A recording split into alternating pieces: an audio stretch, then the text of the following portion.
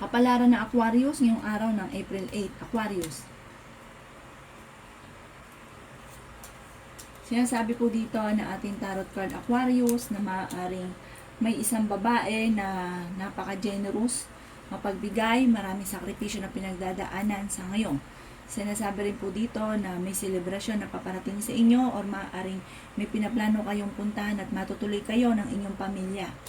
Sabi po dito, maaaring may binyagan daw po na maaaring maganap. Sabi rin po dito, magiging matagumpay daw kayo Aquarius, maging mapagpasensya. Sinasabi rin po dito ay maging balance ka sa lahat ng bagay.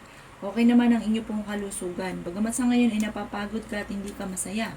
Sinasabi rin dito na parang nadidismaya ka kung ano man ang kaganapan sa ngayon.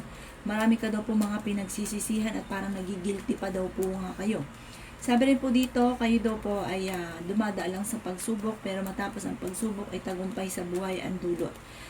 Ipag-isipang mabuti ang bawat paggastos dahil once na ikaw ay meron daw po pera, generous daw po ninyo, tapos pag naubos na, wala na.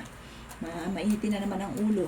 Sinasabi rin po dito na malakas daw po ang inyong karisma at maaaring ikaw ay machichismis.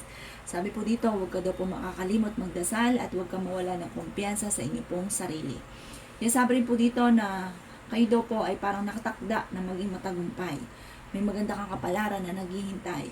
Ang lucky color po ninyo ay color yellow at ang lucky number po ninyo ay nagsisimula sa 8. Ganon din po ang 5, ganon din po ang number 24, 26, 30, at 33. Good luck po!